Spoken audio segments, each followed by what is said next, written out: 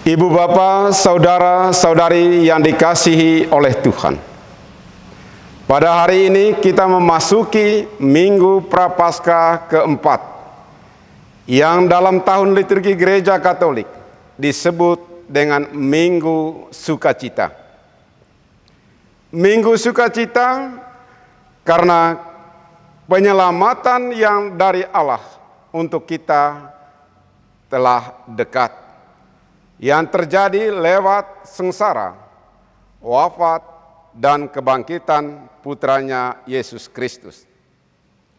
Melalui sengsara, wafat, dan kebangkitan Kristus itu, kita telah didamaikan dengan Allah, dengan diri kita sendiri, dengan sesama, dan ciptaan lainnya. Kasih Allah begitu besar atas diri kita. Karena itu, Ia mengorbankan putranya untuk datang ke dunia.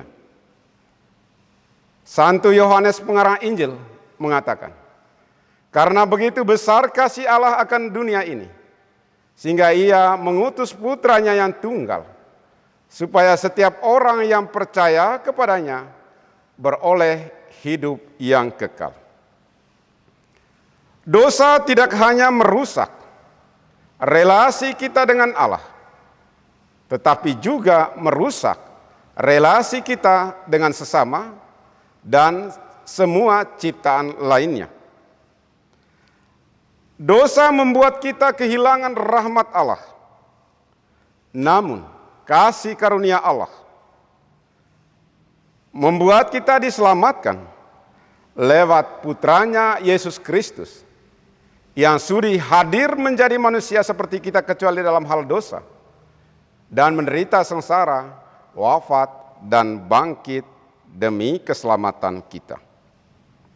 Santo Paulus dalam suratnya kepada umat di Roma mengatakan, karena semua orang telah berbuat dosa dan telah kehilangan kemuliaan Allah, namun Allah telah mendamaikan kita dengan dirinya melalui Yesus Kristus, sebab Dia sungguh mengasihi kita. Perumpamaan tentang anak yang hilang dalam bacaan Injil menggambarkan situasi manusia yang terluka akibat dosanya. Tetapi di pihak lain, dilukiskan juga kasih Allah atas diri manusia. Nabi Yesaya dalam suratnya bab 1 ayat 18 mengatakan, meskipun dosamu merah seperti kermiji, akan menjadi putih seperti salju. Sekalipun berwarna merah seperti kain kesumba, akan menjadi putih seperti bulu domba. Allah akan tetap mengampuni kita dan menerima kita sebagai putra-putri kesayangannya, asal kita mau bertobat dan memberi diri didamaikan dengan Allah. Dosa telah mengantar kita kepada maut, kepada kematian rohani. Rasul Paulus mengatakan, upah dosa adalah maut. Kendati kita berbuat dosa, dengan hidup tidak selaras dengan kehendak Allah dan norma-norma yang berlaku di masyarakat, namun Allah tetap mengasihi kita sebab Dia adalah kasih. Kasih Allah takkan pernah pudar oleh dosa kita. Dan lagi Santo Paulus berkata, di mana dosa bertambah banyak, di sana kasih karunia menjadi berlimpah-limpah. Belas kasih Allah dilukiskan juga oleh Santo Lukas dalam Injil sebagai seorang bapa yang berbelas kasih, yang menantikan kepulangan anaknya yang telah berbuat jahat kepadanya, mengkhianati cintanya, dan ia ingin sekali Anaknya itu kembali ke rumah, berkumpul bersama dengan dia, bersuka cita bersama dengan dia.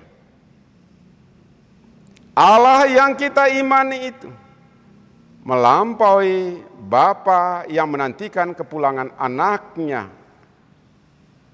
Allah sungguh mengasihi kita. Karena itu, ketika kita berbuat dosa, Ia senantiasa menunggu kepulangan kita, pertobatan kita untuk ada bersama dengan Dia. Kita juga tidak lebih baik dari anak yang hilang itu dan juga anak yang sulung. Kita senantiasa mengkhianati cinta sesama kita, orang yang mengasihi kita. Namun Allah senantiasa membimbing kita dengan rahmat-Nya agar kita kembali hidup selaras dengan kehendak Allah. Maka terhadap Allah yang berbelas kasih itu, yang bisa kita lakukan adalah terus-menerus melakukan pertobatan, membarui diri kita senantiasa sesuai dengan apa yang dikehendaki oleh Allah. Santo Fransiskus dari Assisi, meskipun dia sudah menjadi orang yang sangat hebat, namun dia tetap merasa bahwa dia masih berdosa. Karena itu, ia mengatakan kepada saudaranya, mari kita berbuat sekali lagi, karena kita belum banyak berbuat apa-apa.